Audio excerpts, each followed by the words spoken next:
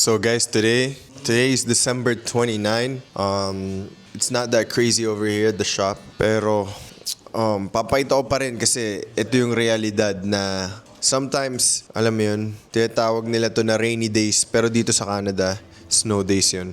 Barbershop ang isa sa mga businesses na naapektuhan talaga ng weather, so everyone doesn't feel good right now, so wala masyado nagpapagupit, pero okay lang yan. So, guys, papakita ko muna sa inyo yung buhay kapag ka chillin' like a villain lang kami.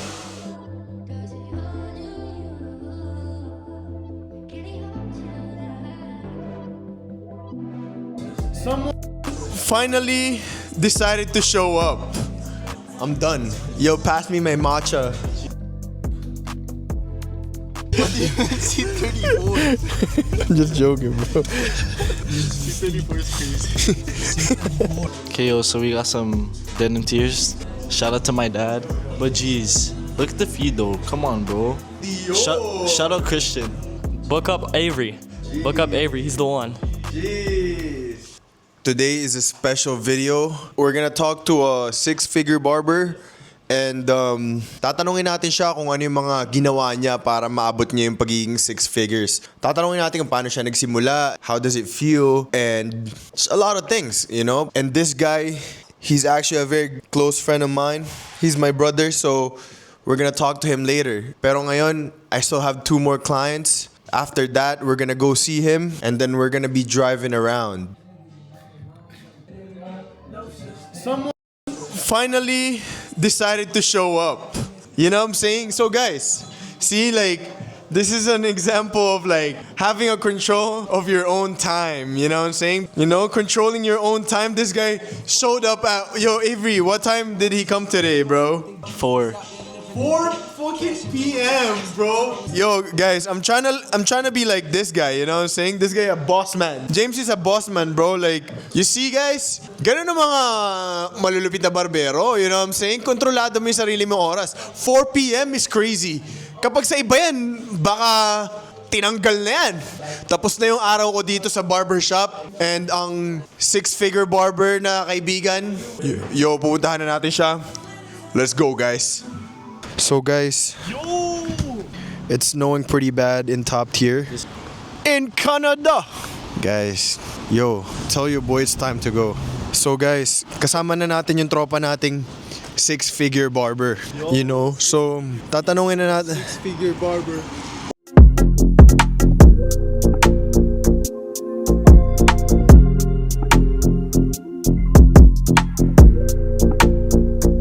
So yeah, guys, tatanungin natin yung mga ano, like, we're just gonna ask him a couple of questions habang nagda-drive tayo sa kotse niya. You know what I'm saying?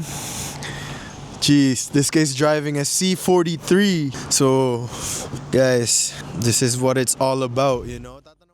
So, yeah, guys, so now, Josh is just gonna drive us around, like, tatanungin natin siya ng mga sa tingin ko gusto marinig ng mga baguhang barbero or like even barbero na may gustong marating sa buhay.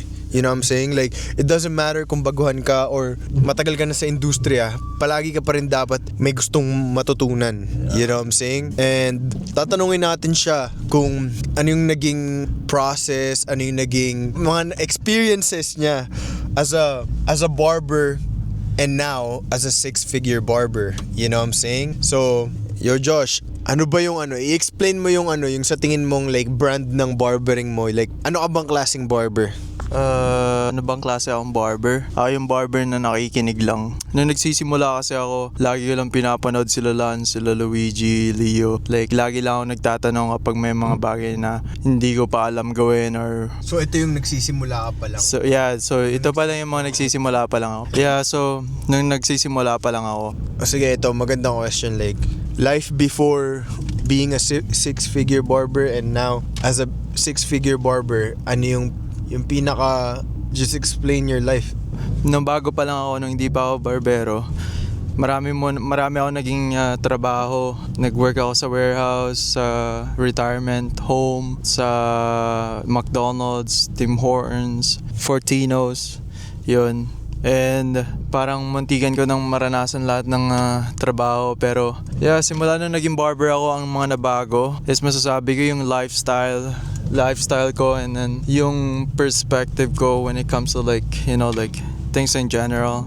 And basically, yeah, like more like making money, and then, you know, like gusto mo lang maging successful. Yeah, yun. Parang nagkaroon ako ng goal.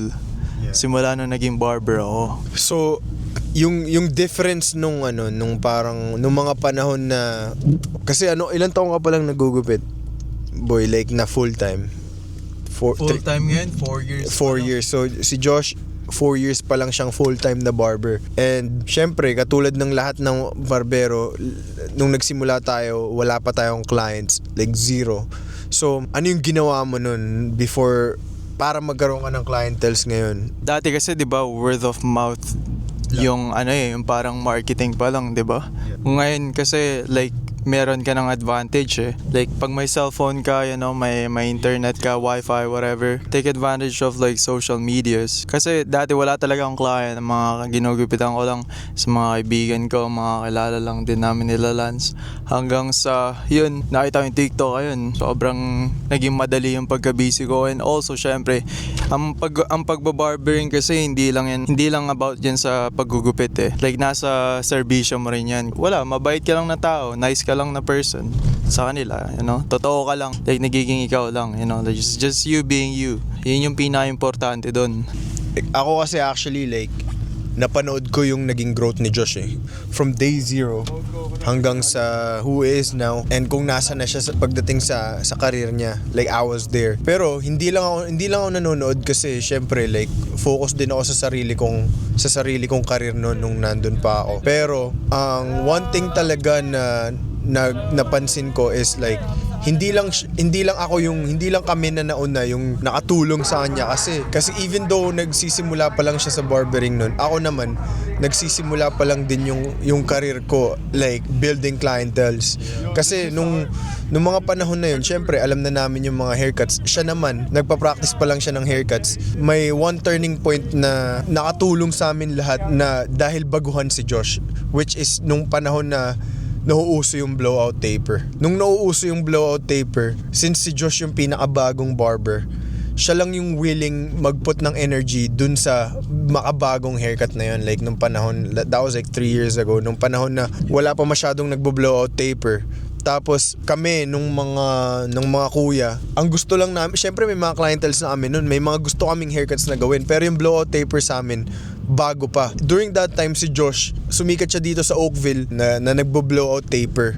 Yun nga sa TikTok niya and sa Instagram niya. Like maliit lang, pero during that time si Josh kasi medyo pa siya noon. Sobrang bata niya pa sa industry. So parang nag-overflow yung clients galing sa kanya papunta sa amin.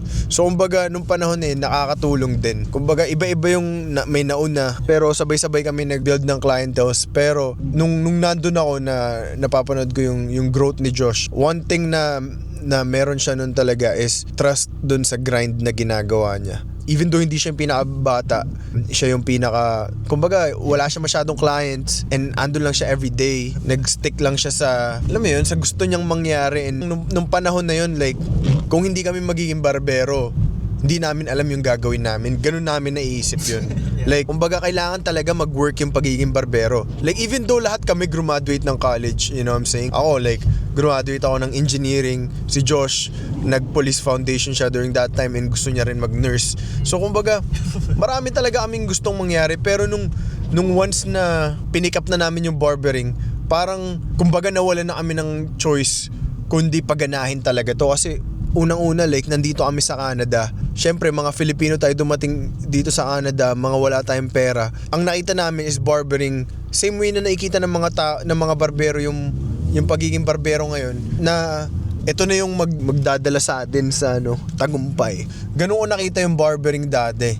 I guess nag-work, diba? Si Josh, kumbaga, he's successful in his very like young career. 4 years, wala pang 5 years. Kung titignan mo yun sa career ng maraming tao, yung 4 years na yun, dun mo palang sinusubukan yung mga bagay-bagay. Diba? Para marating mo yung success na narating mo ngayon, like, meron kang ginawang tama along the way. You know what I'm saying? Ang pinakamalupit dun is like, we look at it as parang nagsisimula pa lang din kami. Every single time na meron kaming ma-achieve na something, it's been over a year, like almost like fully book ka na boy and you're making this much of money, ganto ganyan, like parang ano pa ba yung kumbaga, ano pa ba yung nakikita mo sa career mo na gusto mo pang maratingin at the same time, ano yung daily struggles pa rin ng someone like you na parang you have everything that people wish for. Ano pa rin ba yung daily struggles and like or like challenges na fini-face mo? Something na sa tingin mo gusto mo like better, you know? Like or parang wino-work on mo. Yeah. No, sa totoo lang, kung gusto nyo maging successful na barber, kailangan nyo lang isurround yung sarili nyo ng mga tamang tao. Yung mga mentor na i-mentor ka talaga ng walang intention na masama. It's like yung intention nila is for you to win, you know, and to be happy, for you to be successful. Pag di mo talaga alam kung paano yung gagawin sa mga, you know, like sa mga bagay na kailangan mong gawin ng paraan, bro, just always ask your mentors or like the people around you. Ganun yung advantage na meron ako dati at hanggang ngayon. Meron akong mga kuya, mas mga matatanda sa akin na matagal nang nasa sa industry, and dahil sa kanila lagi nila kaming sinasabihan, lagi nila kaming tinuturuan, 'di ba? Ngayon naman yung next goal ko lang naman is like to be a better barber and what's it called, maging katulad ng mga kuya ko. And yung something naman na wina-work on ko is like, you know, how to take the next step sa industry na to. Na-realize ko lang na yeah, there's levels into this. Kaya kung barbero ka lang, hanggang dun na lang ba yung kaya mo?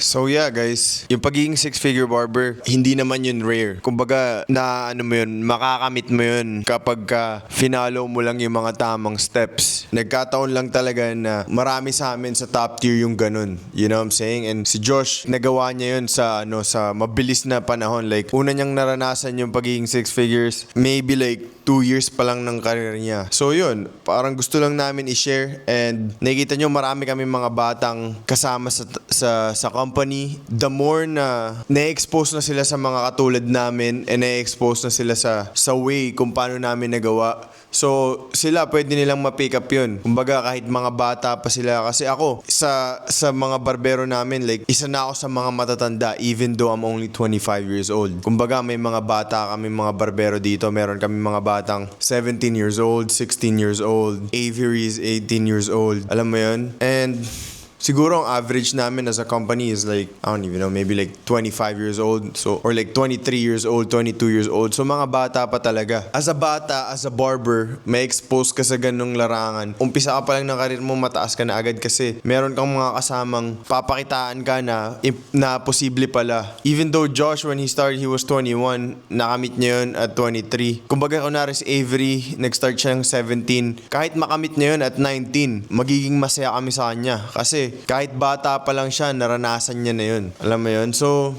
ganun lang. Kumbaga, yung sistema na sinasabi namin, subok na.